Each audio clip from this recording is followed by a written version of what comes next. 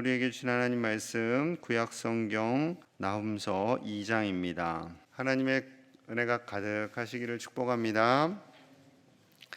나훔서는 니느웨를 향한 하나님의 경고이자 멸망의 선포라고 말씀드렸습니다.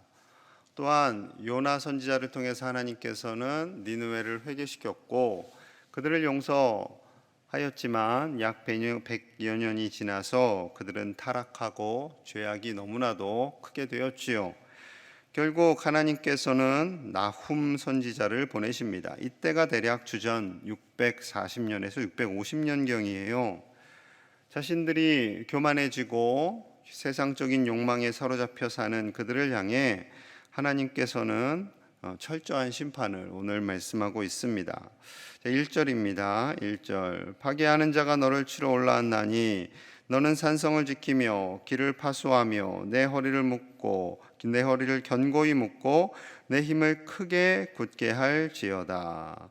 이 파괴하는 자는 바벨론을 의미합니다. 바벨론이 이제 아수르를 니느웨를 파괴하러 왔는데 너희는 산성을 지키고 허리를 견고히 묶고 너의 힘을 크게 굳게 해봐라 라는 거예요. 해봐라. 너희가 굉장히 군사력이 강한 것 같지 한번 막아봐라 라는 하나님의 경고입니다. 경고. 정신 차리라는 거죠. 아수르는 왜 멸망을 당하는가? 2절에 그 답이 있습니다. 2절 함께 볼게요. 시작. 여호와께서 야곱의 영광을 회복하시되 이스라엘의 영광 같게 하시나니 이는 약탈하였고 또 그들의 포도나무 가지를 없이 하였음이라. 자, 여호와께서 야곱의 영광을 회복하신다라는 것은 이스라엘의 영광을 다시 회복시키실 것이고 이스라엘의 영광을 하나님께서 드러내시겠다라는 거예요. 왜냐하면 아수르가 북이스라엘을 멸망시켰기 때문이 그렇습니다. 북이스라엘을 멸망시키고 완전히 처절하게 멸망시키고 혼혈 정책을 통해서 이스라엘의 정체성을 무너뜨렸지요. 그것에 대한 심판임을 말씀하고 있습니다. 약탈자들, 그들은 아수르죠. 아수르가 이스라엘을 약탈하였고 하나님의 포도나무 가지를 잘라버린 그런 죄를 범했음을 말씀하고 있습니다. 하나님께서 아수르를 북이스라엘이 정신 차리도록 마치 막대기와 같이 사용하신 것은 맞습니다. 그런데 아수르가 그것을 모르고 마치 자기들의 힘, 자기들의 능력으로 북이스라엘을 멸망시킨 것인 양 착각한 것이죠. 착각하고요. 이들이 교만하여지고 심지어 하나님을 대적하게 됩니다. 어제 우리가 읽은 1장 2절의 말씀 다시 한번 읽어보겠습니다. 여호와는 질투하시며 보복하시는 하나님이시니라. 여호와는 보복하시며 진노하시되 자기를 거스르는 자에게 여호와는 보복하시며 자기를 대적하는 자에게 진노를 품으시며 거스르는 자, 하나님을 거스르는 자, 하나님을 대적하는 자에게 보복하시고 진노하시는 하나님이시다라는 거죠. 하나님께서 이유 없이 분노하시지 않습니다. 하나님을 대적하고 하나님을 거스르고 하나님을 향해서 인간의 교만함을 드러낼 때 우상을 섬기고 그 모든 일이 자기가 한 것인 양 착각할 때 하나님께서는 용납하지 않으신다라는 거죠. 자, 그래서 구체적인 멸망 계획을 말씀하세요. 이제 바벨론을 통해서 멸망시키시는데 그 묘사가 아주 구체적입니다. 자, 3절 4절입니다. 3절 4절. 그의 용사들의 방패는 바벨론을 의미합니다. 붉고 그의 무사들의 옷도 붉으며 그 항우를 버리는 날에 병거의 새가 번쩍이고 노송나무 창이 요동하는도다. 그 병거는 미친 듯이 거리를 달리며 대로에서 이리저리 빨리 달리니 그 모양이 횃불 같고 빠르기가 번개 같도다. 바벨론 군대의 장점은 병거예요. 병거는 굉장한 힘을 가지고 있습니다. 말이 병거를 끌고 막 달려오면 사람들이 겁나서 가까이 다가갈 수가 없는 거죠. 그것도 미친 듯이 거리를 달린다. 그 모양이 횃불 같아서요 감히 가까이 갈 수 없을 정도로 너희들은 아수르는 겁을 먹고 도망칠 것이다 라는 거죠. 자, 결국 왕궁이 무너지는 묘사를 하십니다. 6절에서 8절이에요. 강들의 수문이 열리고 왕궁이 소멸되며 정한 대로 왕후가 벌거벗은 몸으로 끌려가니 그 모든 시녀들이 가슴을 치며 비둘기같이 슬피 우는도다. 니느웨는 예로부터 물이 모인 못 같더니 이제 모두 도망하니 서라 서라 하나 돌아보는 자가 없도다. 이 멸망의 모습입니다. 바벨론이 진격하고 바벨론의 그 공격하는 모습이 마치 강들이 수문을 열고 물이 쏟아지는 것 같다라고 표현합니다. 그러니 왕궁이 다 소멸되고요. 심지어 왕비가 벌거벗은 몸으로 끌려가게 되고 이 모습을 바라보는 시녀들의 눈에서 눈물이 마르지 않고 비둘기같이 슬피 우는도다. 이런 구구구구 하잖아요. 그 모습처럼 운다라는 거죠. 왜 이렇게 아수르의 권력이, 아수르의 군사력이 다 무너지게 되었는가? 아수르는요, 메소포타미아 지역에 세운 세계 최초의 통일 왕국입니다. 여러분 아마 역사 시간에 어린 중고등학교 시절에 배우셨을 거예요. 아시리아로 알려진 나라죠. 막강한 경제력과 군사력으로 주변 국가들을 벌벌 떨게 했습니다. 그렇겠죠. 처음 봤으니까 저렇게 강한 나라, 저렇게 큰 나라를 그 당시에 처음 본 거예요. 자, 그런데 무너지는 겁니다. 한순간에 무너지는 거예요. 둑이 터지듯이, 물이 쏟아지듯이.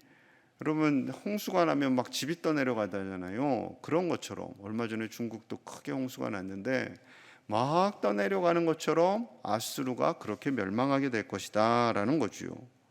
자, 9절을 보면요, 이렇게 말씀하세요. 자, 9절 같이 봅니다. 시작. 은을 노략하라, 금을 노략하랴. 그 전축한 것이 무한하고 아름다운 기구가 풍부함이니라. 자, 바벨론 사람들이 외치는 거예요. 은을 노략하라, 금을 노략하라. 왜요? 은과 금이 많으니까.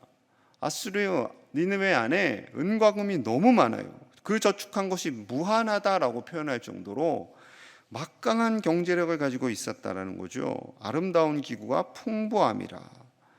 정말 너무나도 넉넉하고요, 잘 살았어요. 아수르와 니느웨가 잘 살았어요. 많은 나라들이 잘 살려고 애를 써요. 그런데 잘 살려고 하고 경제력을 키우고 군사력을 키우면 하나님을 더 열심히 경외하는 것이 아니라 교만해지고요, 자기 생각대로 살고요, 그렇습니다. 오늘날에도 똑같죠. 미국과 소련, 1960년대, 70년대, 80년대까지 이 두 나라가 대립을 했죠. 서방 세력, 민주 세력, 공산 세력, 이런 식으로 하고, 그래서 강력하게 대치를 했습니다. 그래서 많은 나라들이 어디에 줄을 서야 할까? 그것을 많이 고민했었죠. 소련에 붙어야 되나? 미국에 붙어야 되나? 그러다가 한순간에 소련이 무너지고 러시아로 바뀌게 되고요. 오늘날에는 어느 나라와 미국이에요? 중국과 미국입니다. 서로 힘 대결이에요. 힘 대결. 그래서 경제 제재하고 또 보복하고 지금 그냥 으르렁 합니다. 그러면 이제 또 많은 국가들이 중국에 붙어야 되나? 미국에 붙어야 되나? 고민하겠죠. 그래서 백신, 중국이 이 가난한 나라들에게 막 뿌렸어요. 자기네들 백신을. 또 러시아도 막 뿌리기도 하고. 그만큼 자신들이 경제력이 세다, 군사력이 세다라는 것을 보여주려고 애를 쓰는 거죠. 또 의료기술도 탁월하다. 솔직히 군사력은요, 그렇게 많은 무기를 만들어서 다 쓸 데도 없어요. 그거 다 쓰면 지구는 완전히 다 부서집니다. 핵폭탄, 수많은 미사일들, 그거 다 터뜨리면 큰일 나요. 그럼에도 불구하고 천문학적인 숫자를, 금액을, 재정을 들여서 계속해서 미사일을 쏘고 이제 우주로 막 날아가는 그런 것들을 하는 거 보면 우리가 힘이 있어. 우리가 이 정도야. 까불지 마라. 작은 나라들 까불지 마라. 중국과 미국은 서로 이제 또 경쟁하는 거죠. 우리나라라고 다르지 않겠죠. 우리나라도 계속해서 군사력을 또 키워야 되고 군사력을 줄일 수가 없는 그런 상황입니다. 물론 세상적인 가치는 어쩔 수 없어요. 어쩔 수 없을 것입니다. 쉽지 않죠. 그러나 하나님께서는요, 우리가 결코 잊어서는 안 될 것을 말씀하고 있습니다. 하나님께서 출애굽하는 백성들, 이스라엘 백성들 무려 40년간 그들을 훈련시키시죠. 200만이 넘는 백성들을 훈련시키십니다. 이집트에서 습득된 무려 400년간 습득된 모든 가치관들을 다 버리는 훈련이에요. 버리는 훈련. 이집트에서 그 당시에 최고의 또 강력한 나라는 이집트였으니까 이집트의 군사력을 의지하고 경제력을 의지하고 우상을 의지하는 그 가치관들을 다 버리라는 거죠. 다 버리라는 겁니다. 그래서 하나님께서 출애굽 과정을 마치시고 요단강을 건너기 직전에 이제 가나안 땅, 요단강 건너면 가나안 땅이에요. 하나님께서 40년간 훈련시킨 그 의미를 이렇게 말씀하시죠. 신명기 8장 1절과 2절입니다. 내가 오늘 명하는 모든 명령을 너희는 지켜 행하라. 그리하면 너희가 살고 번성하고 여호와께서 너희의 조상들에게 맹세하신 땅에 들어가서 그것을 차지하리라. 내 하나님 여호와께서 이 40년 동안에 내게 광야길을 걷게 하신 것을 기억하라.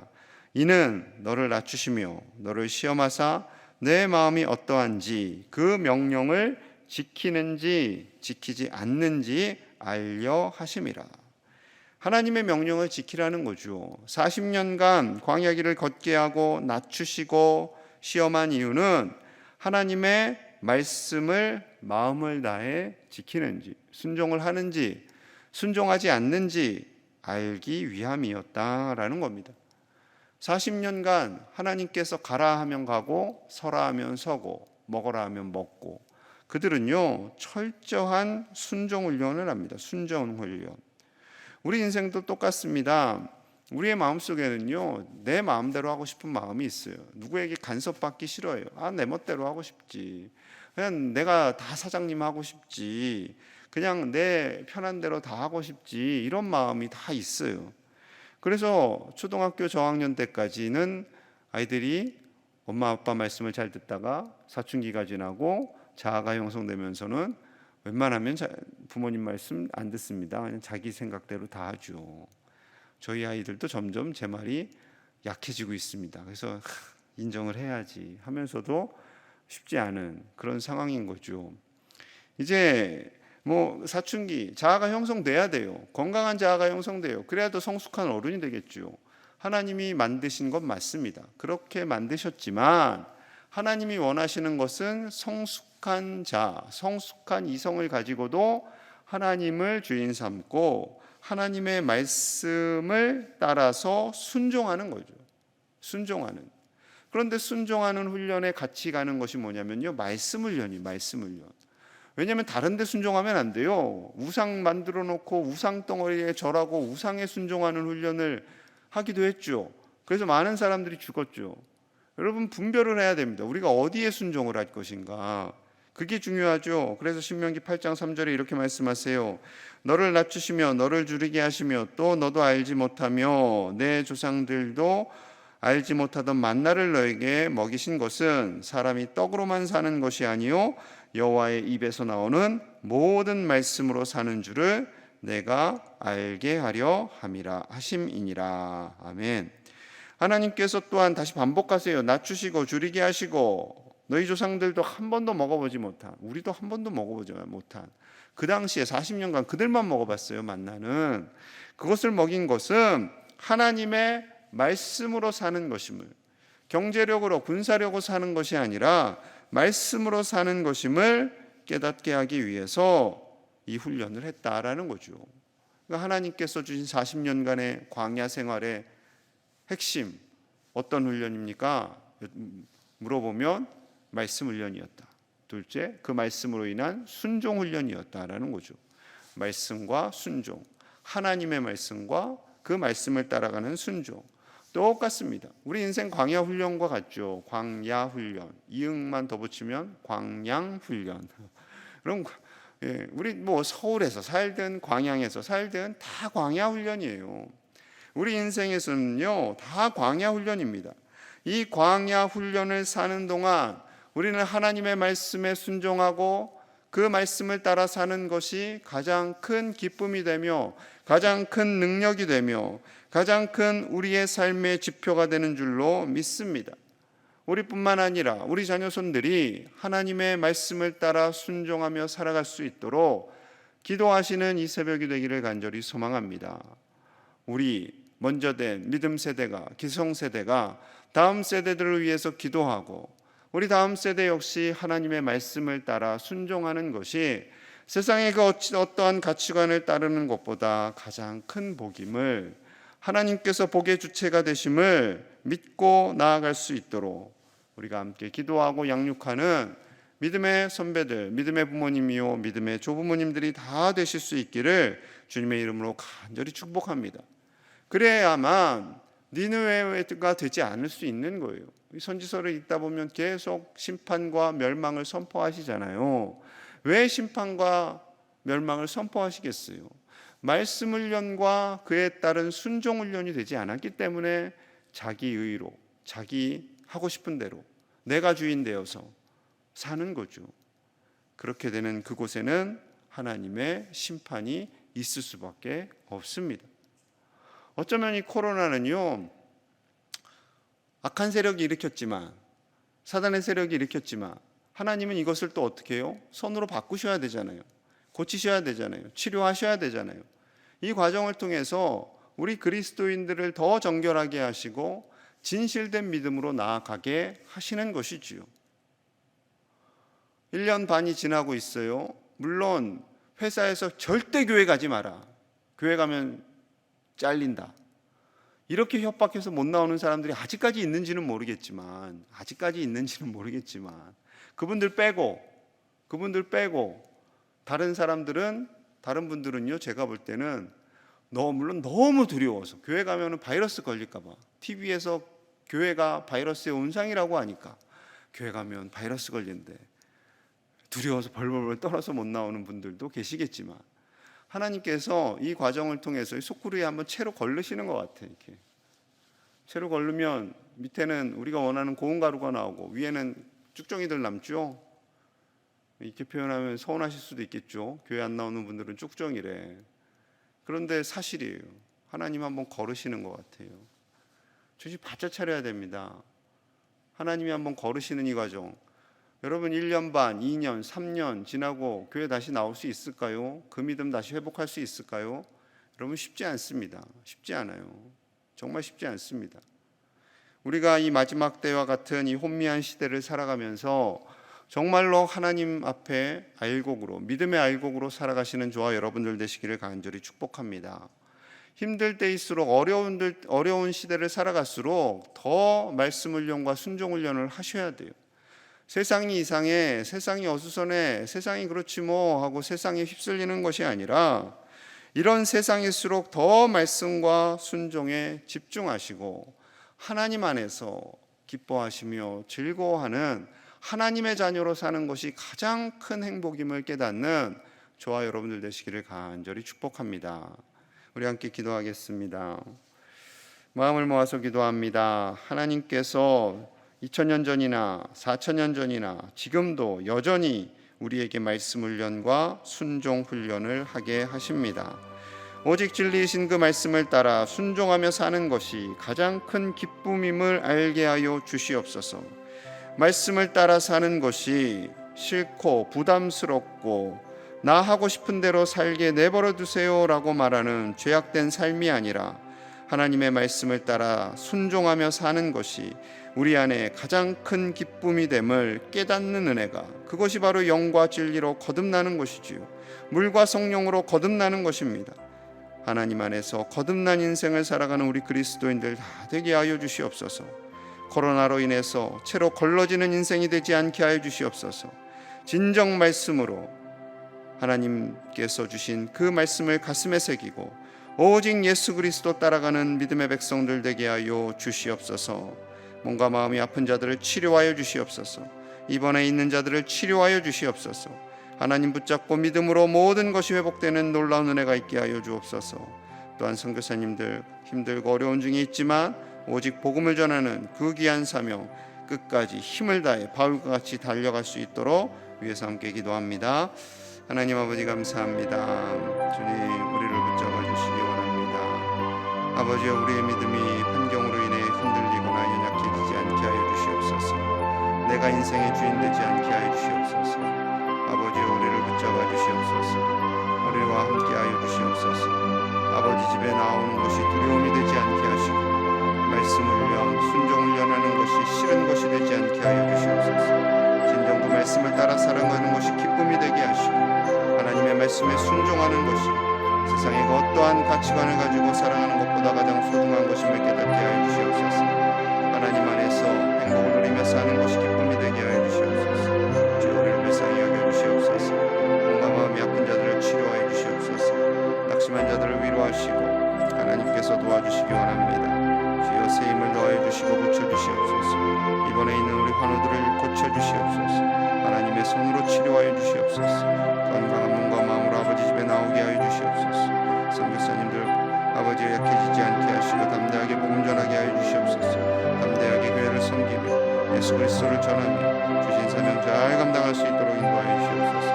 태국과 인도와 러시아 땅에 하나님의 나라가 임하게 하시고 파송하고 협력하는 모든 선교사님들을 보호하여 주시옵소서. 오늘 하루도 하나님의 은혜 안에 살게 하여 주시옵소서.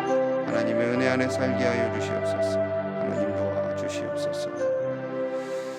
하나님 아버지, 감사합니다.